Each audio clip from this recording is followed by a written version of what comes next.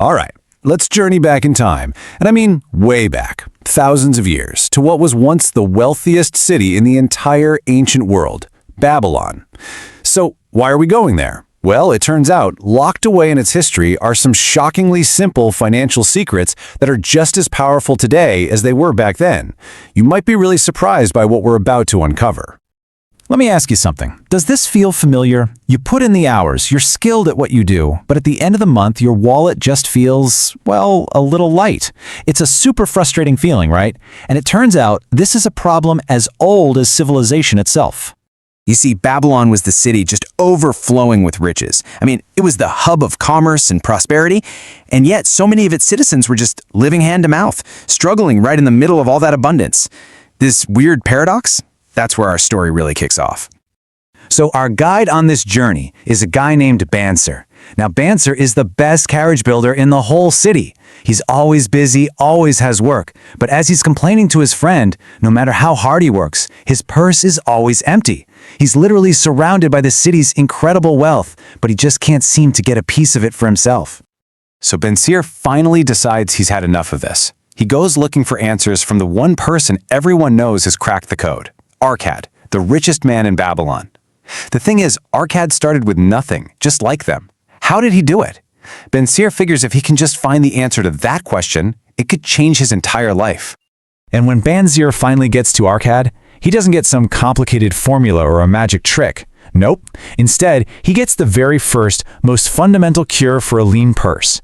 And it's so brilliantly simple, you won't believe it. Arkad starts with a really simple visual. Just imagine your total income, everything you earn, is represented by 10 coins. Pretty straightforward, right? And here it is, Arkad's first rule. For every 10 coins that come into your purse, you are only allowed to spend 9 of them. That last coin, that one is for you to keep. It's not for the baker, not for the landlord, it is yours. This is that timeless principle of paying yourself first, and it is the absolute, non-negotiable foundation of building any wealth at all. But Arkad made it clear that saving that one coin is just the beginning. A pile of coins doesn't just grow on its own, you know? The next, and this is crucial, the next step is to put that saved gold to work, to basically make it your employee, so that it can earn even more gold for you.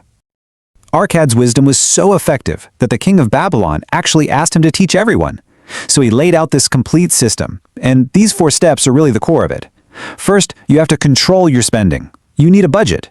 Then, once you're in control, you can invest your savings wisely.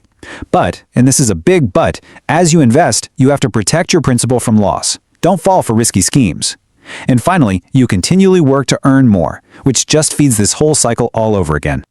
And this is what made Arkad's teaching so incredibly powerful. It basically democratized wealth. It showed everyone that getting rich wasn't some secret just for a lucky few. It was a process, a set of simple rules that anyone, from a carriage builder to a scribe, could follow to build their very own fortune. Now, to prove just how powerful these rules really were, Arkad put his own son, Nomasir, to the ultimate test. Because, it's one thing to hear the rules, it's a whole other thing to actually live by them. So here was the setup. Arkad gave Nomasir a bag of gold to get started and a clay tablet, and on that tablet were the 5 laws of gold. The challenge was this: go out into the world for 10 years and prove you understand these laws. If you succeed, you'll inherit my entire fortune. If you don't, well, you get nothing. Talk about high stakes. So what do you think happened? Well, Nomasir, flush with cash and a bit of arrogance, completely ignored the tablet and promptly lost every single coin. Bad deals, foolish ventures, you name it, he hit rock bottom. And it was only then, when he had absolutely nothing left, that he finally decided to read the wisdom his father had given him. So what was on that tablet? The 5 laws are just a masterclass in financial common sense. The first 2 are all about growth. You save at least 10% and you put that money to work earning for you. The next 3 are all about protection.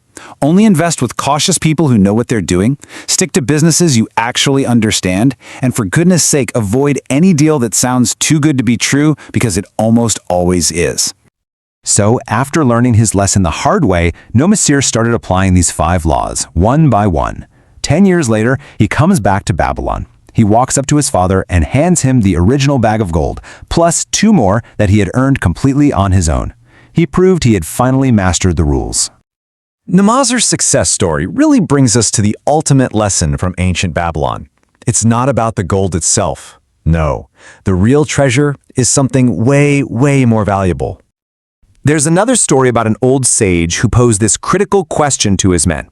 He asked, if you had a choice right now between a bag full of gold or the wisdom of how to acquire it, which one would you take? Of course, all the men shouted for the gold, but they were totally missing the point. And here it is, the core takeaway from this entire ancient text. A bag of gold, that can be spent, it can be lost, it can be stolen. But the wisdom, the knowledge of the rules and how to apply them, well, that can build a fortune over and over again.